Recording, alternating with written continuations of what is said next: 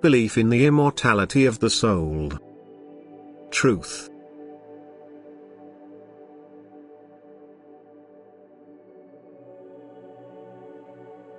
The death of the body is not the end of the soul. People fail to realize and believe this, and therefore do not evaluate earthly life in accordance with my will. They more or less only care for the needs of their body but not for their soul. They behave irresponsibly towards their soul because they are not certain of its existence and of its immortality. For that reason they have to be taught about the immortality of soul first if their efforts to modify their way of life are to be successful. But a belief in this also requires their own reflection, which in turn requires their own will, which cannot be compelled. The immortality of soul makes the meaning and purpose of earthly life understandable, and only then is it possible for the human being to change himself, to regard the life of the soul as more important than the life of the body. Humanity is confronted by two major dangers: disbelief in the soul and its immortality, and misguided teachings.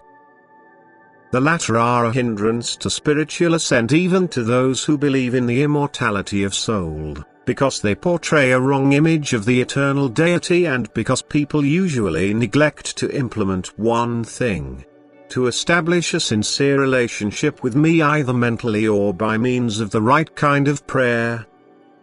Only this will guarantee their spiritual ascent, because then I will be able to become effective myself. Thus my servant's most important work on earth relates to the eradication of misguided teachings and the awakening of faith in a continuation of life after death. And people will have to listen to my servants if they want to be successful during the brief time on earth which remains to them before the end.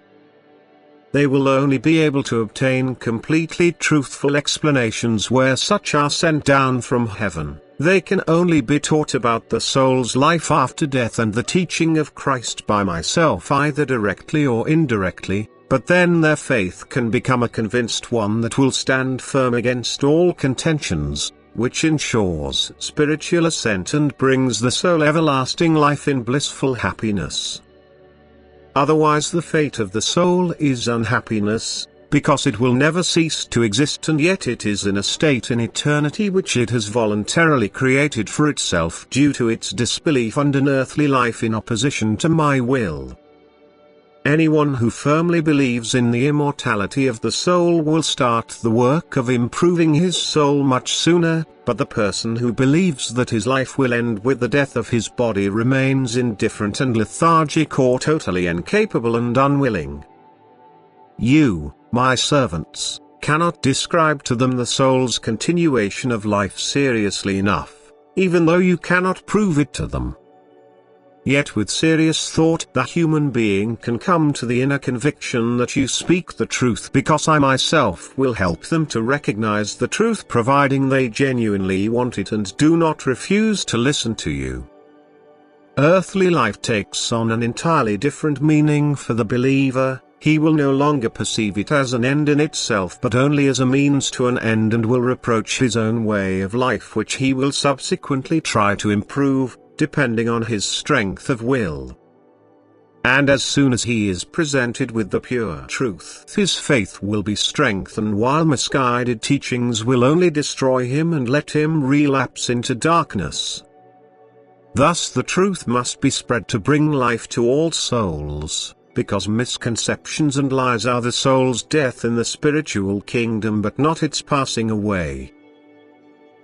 It merely means complete weakness, and is therefore a state of severe distress which I would like to avert the soul from by sending my messengers to bring help before it is too late. Amen.